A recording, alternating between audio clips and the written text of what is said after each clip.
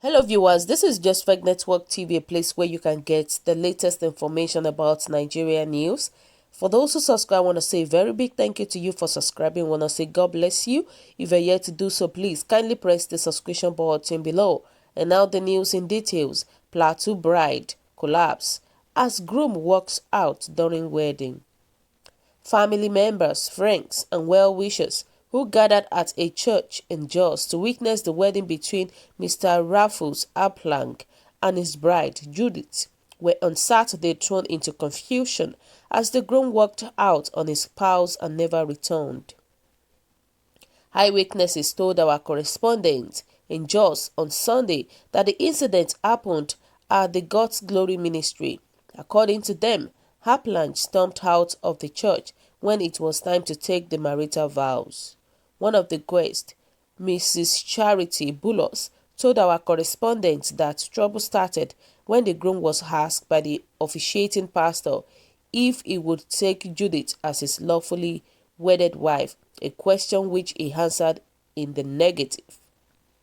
Narrating the incident, Bulos said it started like a dream. The groom, Haplang, was asked in front of the altar by the officiating pastor if he would take Judith as his wife or better. For worse, he replied with a no. The pastor put the same question to him again and he replied, "Pastor, I heard you clearly and understand English very well, and my answer is still no." Then the pastor said to him, "But you are well dressed and came ready for this wedding." And he replied, "Sorry, I made up my mind 10 years ago to disgrace her on her wedding day."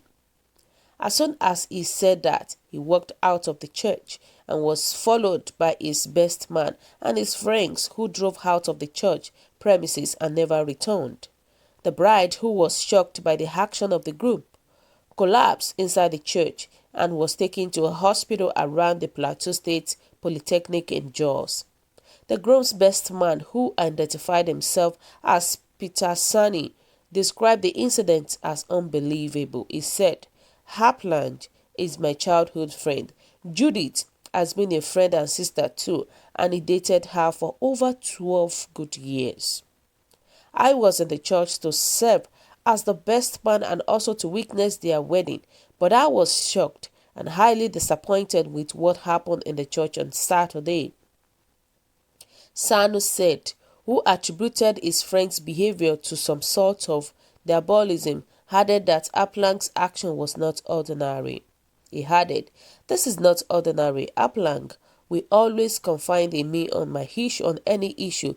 If he had the plan to walk out in the bride, he would have told me. What happened on Saturday was unimaginable. I came out of the church weeping profusely because the whole thing is strange." So guys, what is your own opinion about this news? What is your own take about this case of the groom and the bride? According to the news, the groom walked out on his spouse and never returned. This is unbelievable. On the wedding day, for God's sake. But what I can say is that this guy is heartless because he doesn't think about his bride at all. And the thing is that he actually disgraced himself. He actually disgraced himself, not the bride. The bride should go and give thanks to God and just give thanks to his maker. Because she never get married to him already. Because what if he got married to him and a lot of things are started happening? Or maybe the guy started beating him up and all that. That would have been worst. But people are so heartless. And what I can say is that people need to be careful of how they treat other people. Some people, they don't have a spirit of forgiveness. And this thing is the same thing that happens to this groom.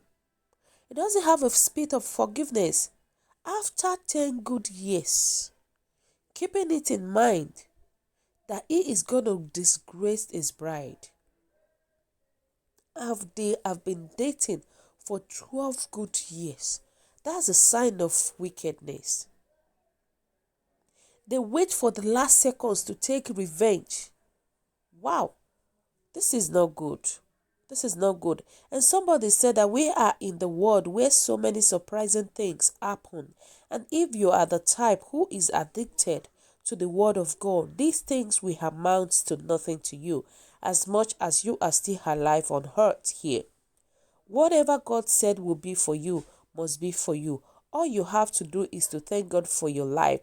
The God who sees the end from the beginning of every event knew that the wedding would not hold, and it is for your own good. If your spiritual eyes will open for you to know that probably you may not have been alive after the wedding. A wedding that took place after such long courtship of over 10 good years. Wow. Hey, it's not a joke. It's not a joke. I can't imagine the state of this bride right now. I can't imagine what she will be doing right now. It's not a joke. A courtship of 12 good years ended in a pure rubbish thing.